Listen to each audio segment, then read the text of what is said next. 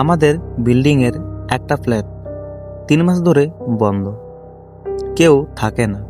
কিন্তু প্রতিদিন রাত 10টার পর ওই ফ্ল্যাটে আলো জ্বলে ওঠে। আমি অমিত, আমি ওই বিল্ডিংয়েই থাকি। প্রথমে ভেবেছিলাম ওনার ফিরে এসেছে, কিন্তু প্রবলেম, ফ্ল্যাটটা অফিসিয়ালি লক। ওনার বিদেশে। সিকিউরিটি গার্ডকে জিজ্ঞাসা করলাম, সে বলল কেউ ঢোকে না, আমি দেখেছি। একদিন আমি ব্যালকনি থেকে দেখলাম ঠিক 10টার পর লাইট অন আর 12টার আগে অফ। প্রতিদিন সেম প্যাটার্ন, কেউ যেন ভেতরে রুটিন ফলো করছে। আমি সোসাইটি অফিসে কমপ্লেন করলাম। তারা বলল ইলেকট্রিসিটি কানেকশন তো অ্যাক্টিভ আছে, হয়তো ওয়্যারিং ইস্যু।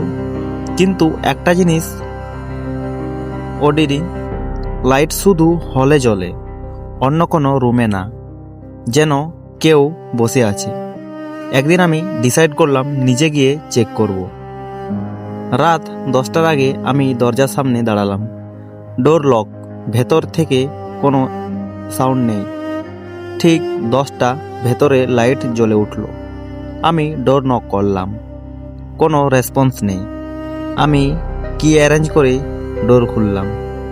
ভেতরে ঢুকে দেখি হল লাইট অন, কিন্তু কেউ নেই। সব রুম চেক করলাম, কিন্তু একটা জিনিস দেখলাম, ওয়ালে একটা টাইমার সুইচ। টাইমার সেট করা, 10টা অন, 12টা অফ।